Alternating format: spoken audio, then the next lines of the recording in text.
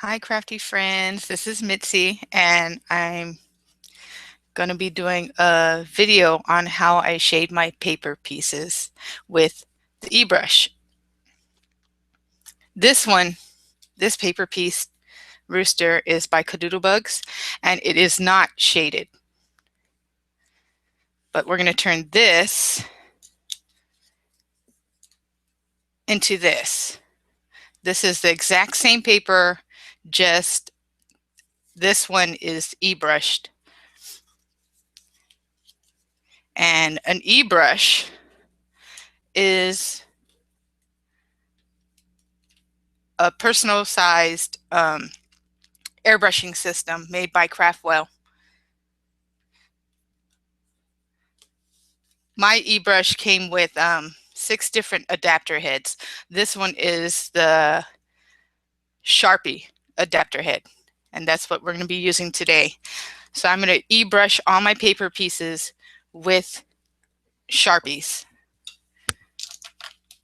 And to get the results that I did for this rooster, I used these colors right here. This is an orange, a brown, this is like a mustard color, a red, and I don't think we're going to use the yellow. So just these 4 right here to get the results like this. Don't mind my sniffles. I have a bit of a cold or allergies or something. So I have my paper pieces all cut out. This is the shadow for them. And it is super, super, super easy. Oh my God, this is super easy. So much faster than shading it with daubers or ink pads. It's just like crazy. So what we're going to do is, don't mind my little foamy here, that's to prevent it from vibrating off my table because this sucker's got power. You stick your Sharpie in the adapter, and we're just going to turn it on and select. Right now I have it on the lowest setting, so you see it spray. I don't want that splotchy looking spotted, so I'm going to adjust for a fine mist. And for this brown, I'm going to start with the mustard colored pen, and all you do is start around the edges, simple like that, just really easy, easy, easy. I'm turning my pieces and just following along the edges.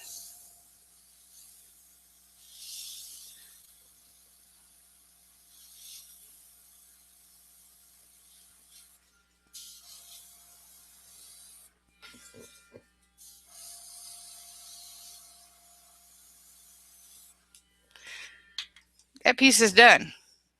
Now that would have taken me quite a while just to get that piece with a sponge dauber, because I can't get it that intense just around the edges. I have to go over several times with my ink pads. For the egg piece around this area, I actually used 2 colors, this the mustard, and then I went over it with the brown to get it to that deeper brown color.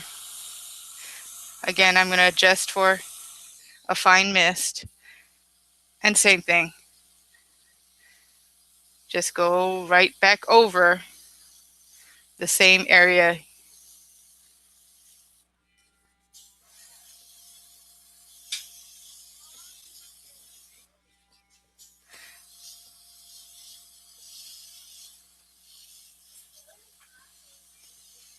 And that is it. That piece is done. Don't mind my son in the background. And he just left. For the wings, it's the exact same color as the body, but to get it that darker brown, to get it to that darker brown. I just skipped the mustard brown and went straight to the regular brown in my eBrush. So again,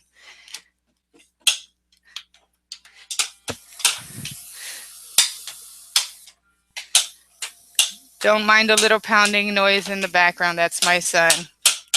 Hold on really quick.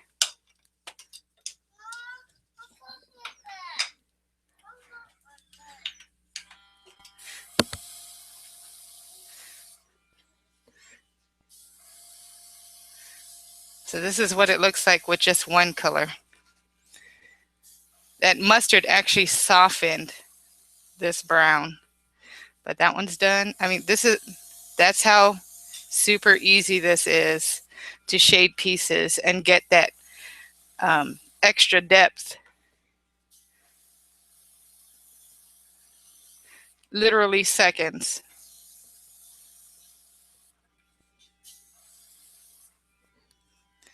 And there's his wings. Wings are done. And for the feet, this is like a marigold color paper. It's kind of like, you know, school bus yellow. And I use the orange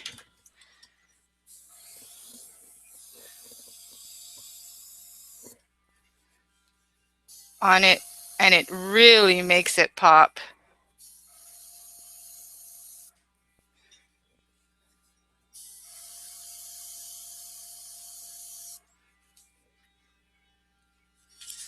And I'm going to use it on the feet and his beak.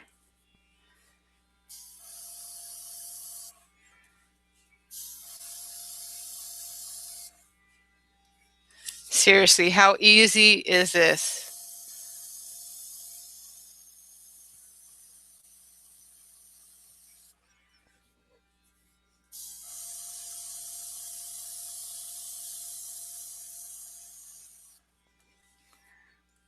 See how many pieces I'm going through?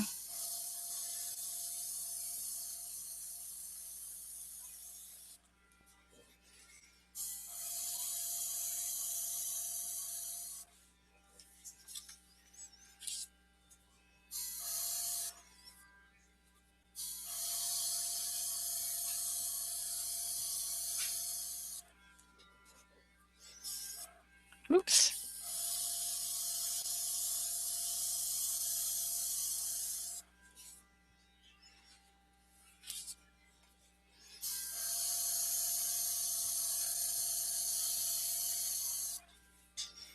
If you want a thinner line, start off on the side and then kind of slowly work it in.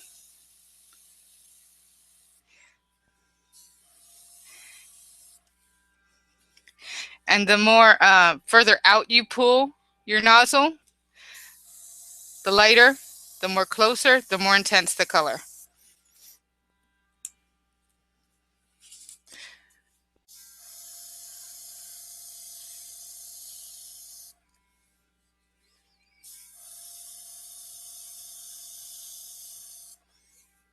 Super, super, super easy.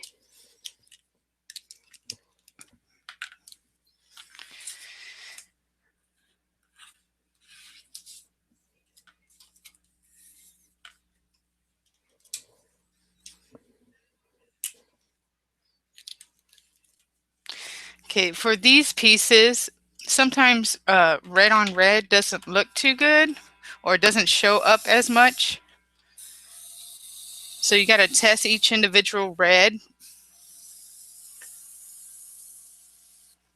against your red. And for these pieces, I did use two different colors. Even though it does stick out and you can see a big difference in the shading, I wanted it a little bit more intense to really, really stand out. So I went ahead and went down with my red first.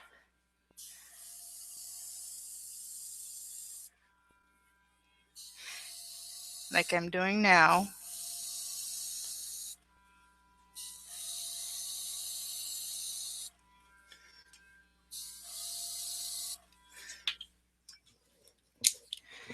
And then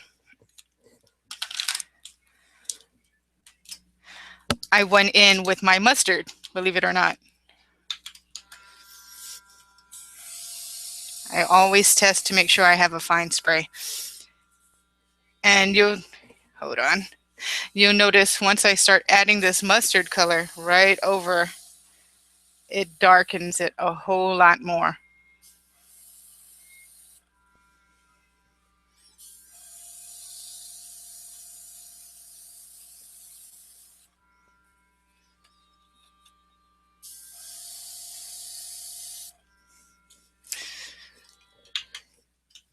So if you see between these two pieces, let's find a white spot to compare them in. That one and that one. This one's a whole lot darker around the edges than this one. And just this light mustard color will do that.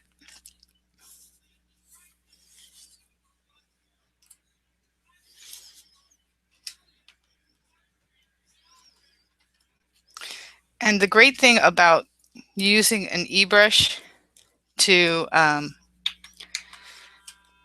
shade your pieces, you can get into the teeny tiniest corners that you wouldn't with a dauber or even a pom-pom. Like these corners right here are very hard to get into.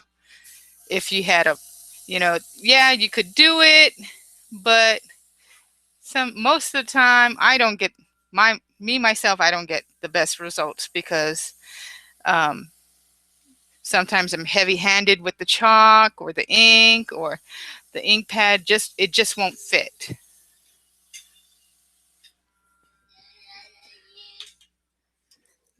And there you go. So I always try and have a scratch piece of paper down or chipboard, something I can use as scratch paper, just so I can see how my spray is, and also to protect my surface as well. But that fine mist is what I'm going for, and I'd be misting my whole table if I didn't have a scratch piece of paper down.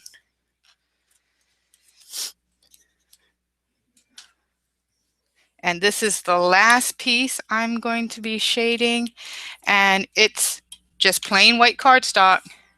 Again, I'm coming back in with this mustard color. Sometimes it takes a while to find that fine mist. And I'm going to start off a little far out because I don't want the color intense on his tummy. I just want it lightly shaded. So that's when I take the nozzle and pull it back some. You can always go back over it and add another layer of color, so you don't have to start off with this bam intense in your face color. You can just build up your layers.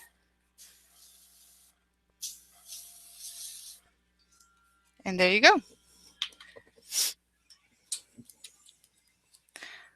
All my pieces are finished being shaded, and all I have to do is assemble. That is how easy and fast using the eBrush on your paper pieces are. See, again, here is the unshaded, just paper piece together, no details, unshaded. And here is what it looks like when it's shaded. You've seen it right in front of you, how super, super easy it is. And the results, I mean, it's a tremendous difference.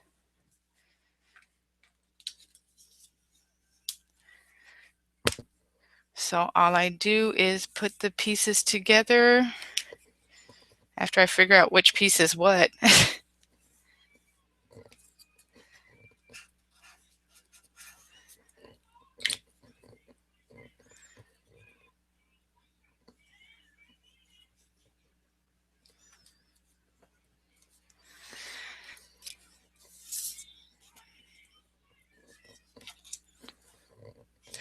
And another great thing about using the eBrush to shade or to even color your paper, if you run out of a particular colored paper and you need some colored paper, or you just don't have any in your stash that matches what you're doing and what you're working on, you can shade your own colored paper. But the great thing is, see, I almost lost track of what I was saying. The great thing is that the ink dries on contact. It dries instantly.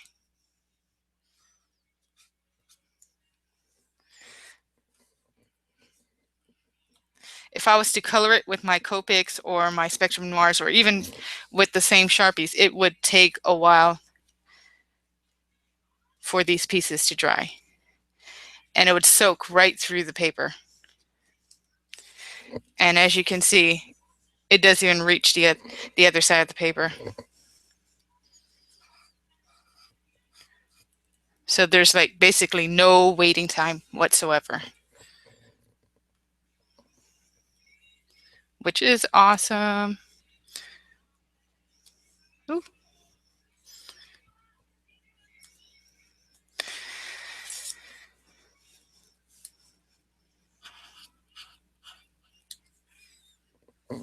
So this has dramatically cut down my crafting time.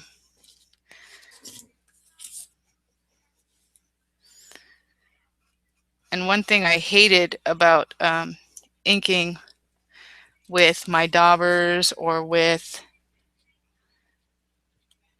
ink pads is sometimes I would get those inked edges from the foam or from the ink pads on my paper, like the sharp edges across the square ink pads, and I would hate that.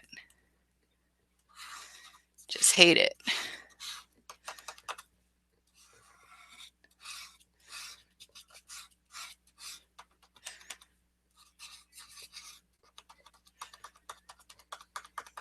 I'm trying to get more glue out of my glue pen.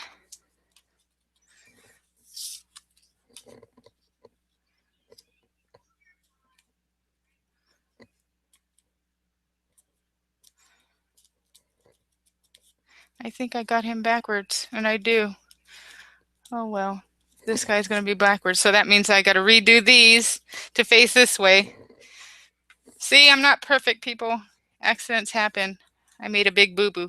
Luckily, because the ink didn't saturate the back of the paper, I can ink the back, and that won't be a problem. And I'm putting all these pieces on in the wrong order. See, I'm not perfect, people.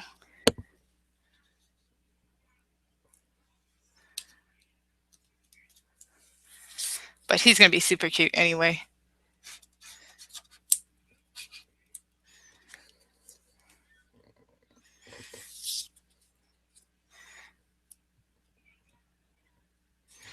Notice I didn't press his wings down because I still got to slide his beak underneath. Oh, but before I do that, let me go ahead and finish his little waddle and that other red piece because I got to get the other side.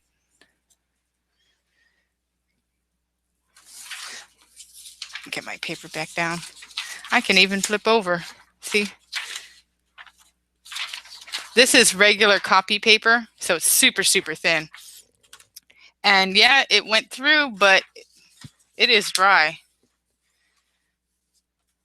Regular cardstock, it should not bleed through, but this is like cheapy. We use this for scratch paper anyway.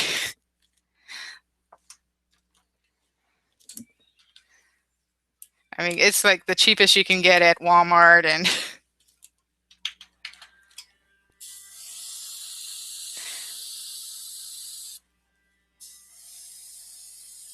See?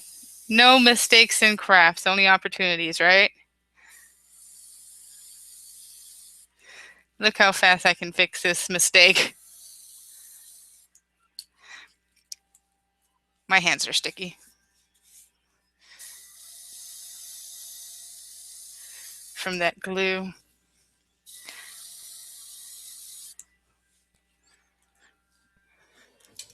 See, done with that red. If I was using a dauber, I'd be kicking myself right now because I wouldn't be able to get into these tiny, tiny corners.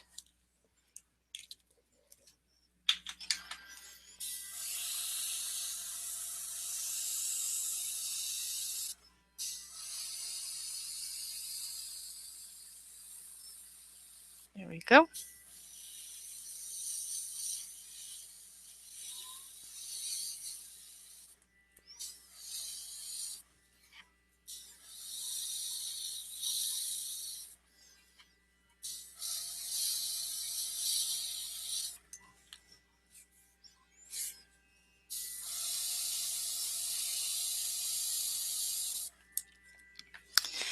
And another thing that I really didn't like when I was inking my paper pieces is that I'll get ink all over my hand. If the ink wasn't dry when I was sponging it and I'm turning my piece to get the other side, the wet ink would be all over my hand. This I get on one finger pretty much, only because I'm holding it down while I'm spraying it, so the overspray is landing on my nail.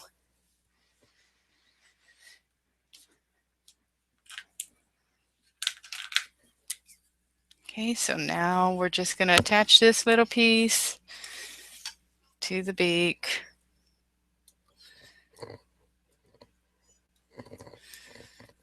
Oops, got to put more glue than that.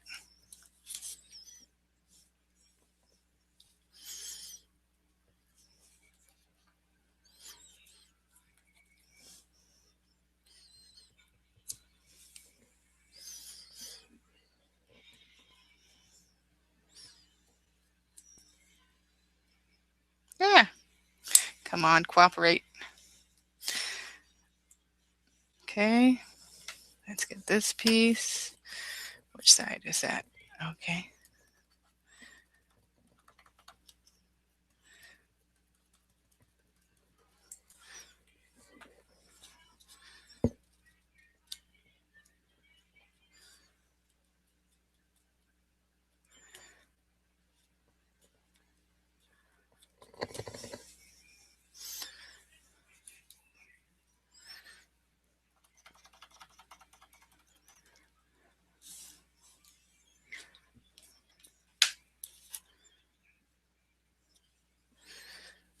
Then we're just going to slide this one. Oop, there we go.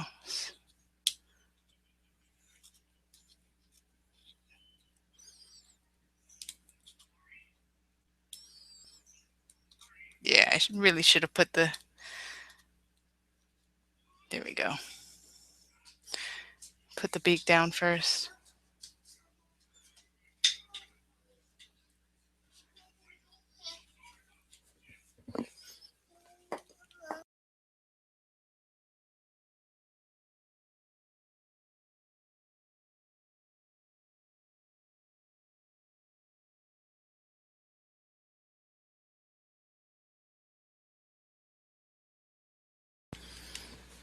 Sorry about that. And all we have left to do is glue on the eyes, which I mostly had assembled.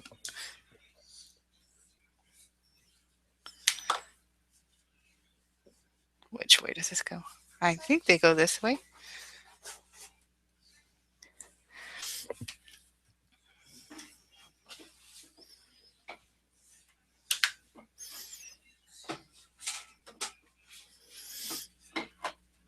Don't mind the noise in the background, that's my son.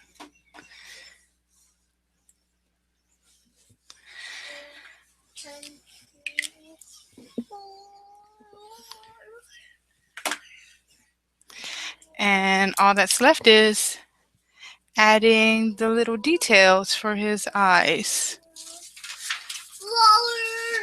Yeah, he loves to sing.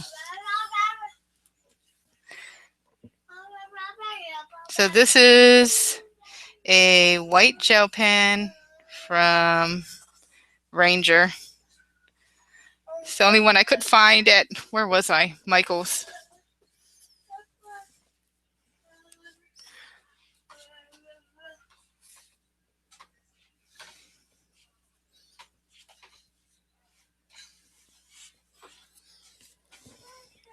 And there's his little eyes. And this is Faber-Castell's Pitt Artist Pen in extra small. Super, super fine. And then I just make little eyebrows. I like to turn the piece. Teeny, teeny, tiny eyebrows.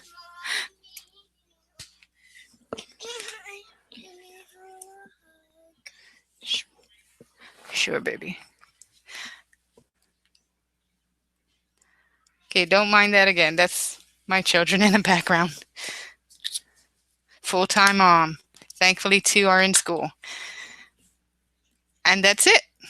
That's how I make my paper pieces. So again, this is the before. This is the after. And this is the one I did right in front of you guys, which is faced the other way. And that's how I do my paper pieces. And then I go ahead and finish him off with some highlights around different parts of his body, which I'll probably do later. And that's it. Hope you guys enjoyed this semi-short video tutorial. And I'll try and make more videos later. Okay, thanks for stopping by.